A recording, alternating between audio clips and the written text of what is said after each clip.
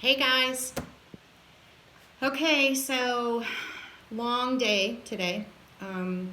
So we went to the doctor, and for those of you who keep asking, I can't pronounce his name, but that's who it is.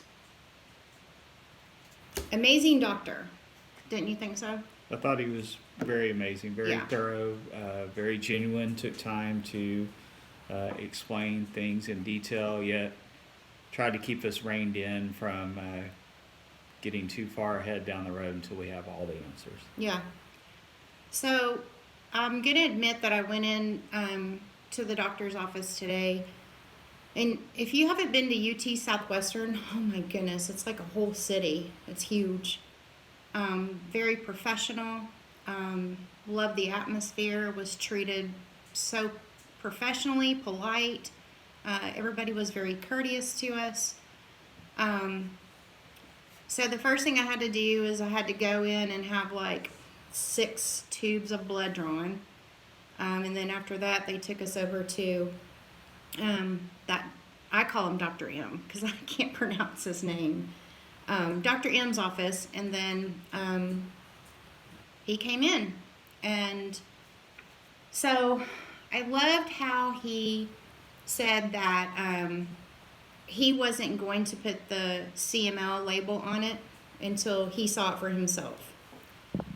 So all the lab work that I had done, I got the CBC and the hemoglobin and stuff like that back. But my CBC, the white blood count stayed the same. It was still 60,000. However, my hemoglobin and hematocrit had dropped again. It went from 11 to 10, which means that I'm becoming more and more anemic. So he was concerned about that because it hasn't even been a week that I'd had that done.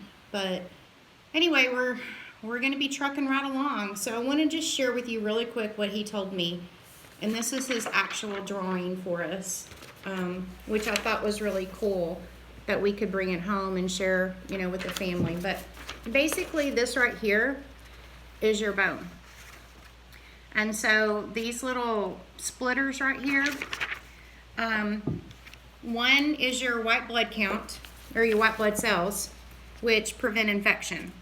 Your red blood cells, they carry your oxygen, and then your platelets prevent bleeding.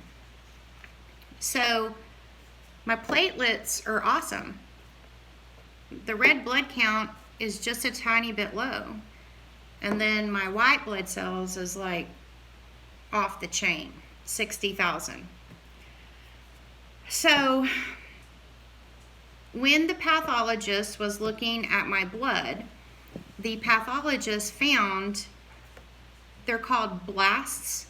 Basically, they're dead cells, and when either new cells or dead cells break, it produces uric acid, which my uric acid was high. So skipping through all of this, we're having next Friday a whole ton of testing again, more blood work. I'm having to have chromosome test, genetic testing. There's this particular lab that he is very zeroed in on. It's called BCR/ABL. For all you nurses out there, call me and tell me what all this is. And then there's a FISH, FISH test, and then a PCR. So unfortunately, what it looks like, and correct me if I'm wrong, because I did go blank there for a little bit.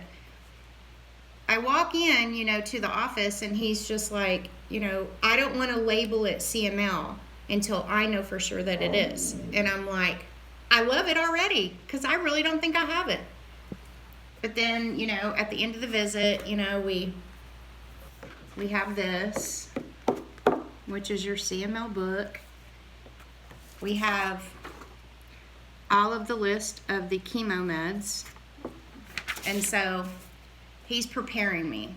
And I think he was trying to prepare us. Yeah, I think that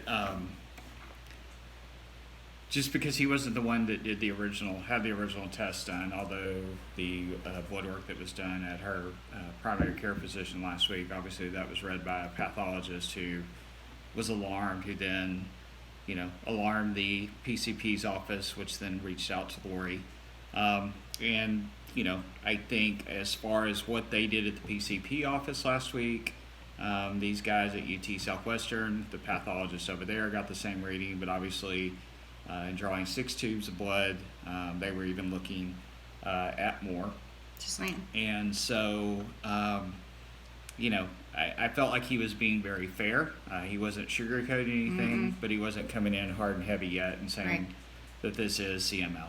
Although on paper, whether it's on his piece of paper, in a textbook or whatever, I mean, it definitely is for sure. It more than likely is leaning that way. But to get the most accurate, for sure, knowledge, not just off of what a pathology report, he feels like that there needs to be a biopsy, a bone marrow biopsy, which is what she'll be having next Friday, and then having some more blood work done just to see where she's at. On top of these. Yeah, and in the blood work, the FISH test is actually done with blood, and so the two most accurate ways to tell if someone has CML, from what I understand, is this FISH test, and then the bone marrow as well. They can actually tell sooner with the FISH test.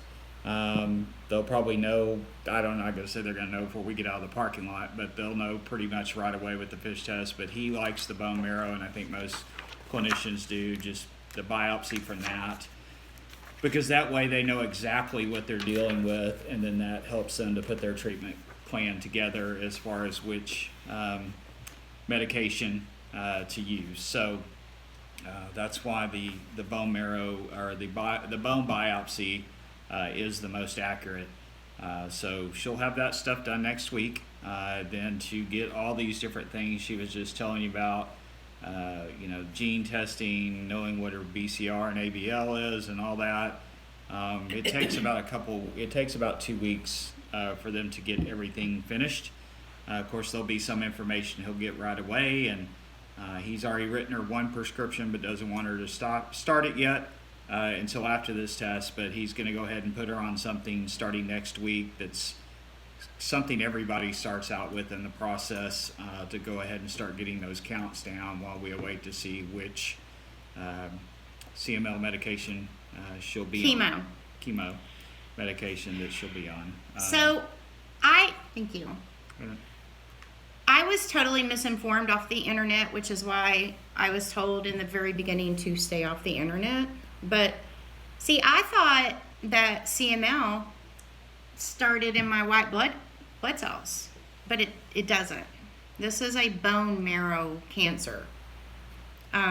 So if you're not a bone marrow donor, you need to go be one. So yeah, CML starts in the bone marrow. Most people who have CML are adults. There's a small number of children that have this cancer, but I didn't know that.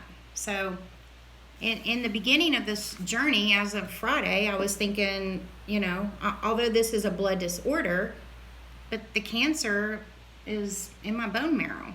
So from what I hear, that this biopsy is gonna hurt like a mother. And I'll have a little cocktail, as they call it. Probably won't be enough.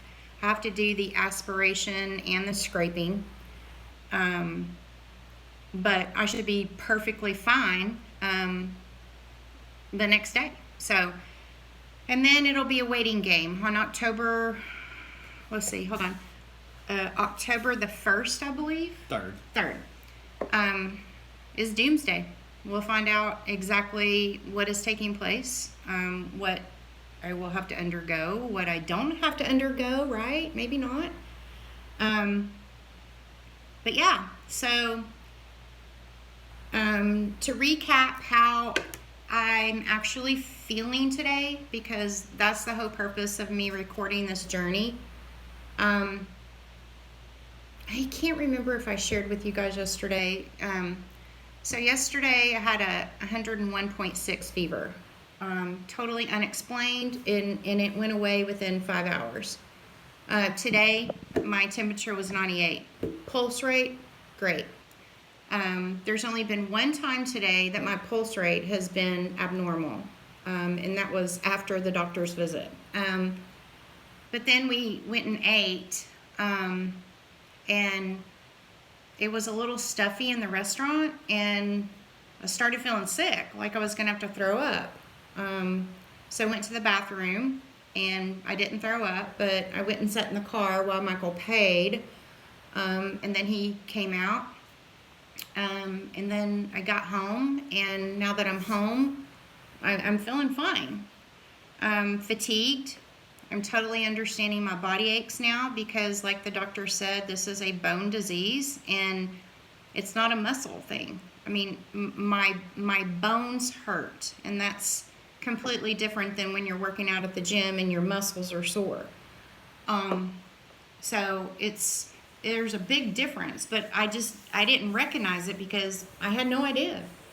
But the fatigue and the body aches are coming from my bones. So I don't know. Is there anything else that I've left out?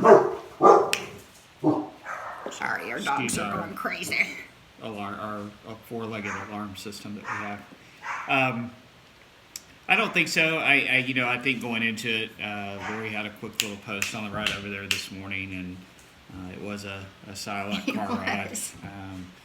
just because of the the unknown. But I've done some work over in that area and always driven by all those buildings, but never been in there on this side of the fence before, and it was top notch around there. Yeah. And everybody was great. To see people you knew that you don't know what their diagnoses were, but there were people that looked like they might have been doing a Yeah. lot worse than us, and That's what I said. they were, Yeah. What was it that I everybody had a said? great attitude about it, and all the way from when you get out of your car at valet parking Yeah. to just the staff around the building to the clinical staff, everybody was great over there. So I feel like we're in a good place. If we're gonna have to do this, I feel like we're in a great place. What was it I was saying whenever we were waiting on the car to come around? I don't remember. Oh, I know what it was. Of course I was mad because it was like I wanted to go in there and I wanted him to say, "Oh, no, you don't have this. You got this," and it's so, I'm only 53. Didn't see a lot of people in there that were younger than me, but I know that there are. But when we left, we were out there and we had to wait just a little bit for the car. And gosh, I mean, I don't want to be one of those patients that are coming in with no hair and they can barely walk. And I mean, it really upset me. And I don't want to have this. I don't want to do this. And I dang sure don't want to do chemo. So that kind of, I don't know, I guess that kind of jacked with me a little bit, thinking that I could walk in there for a follow-up with no hair, no eyelashes, and rash all over my face, and I don't know. I just don't want to do this.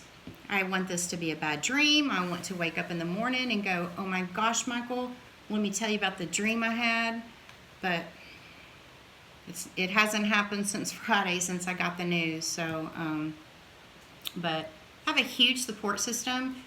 Guys, thank you so much. Please continue to share this because, I don't really know that CML is like populated out there. And I know it's on the internet, but I mean, how much does people really know about CML? I didn't know crap about it, and I've been in the medical field for over 25 years. Never even heard of it.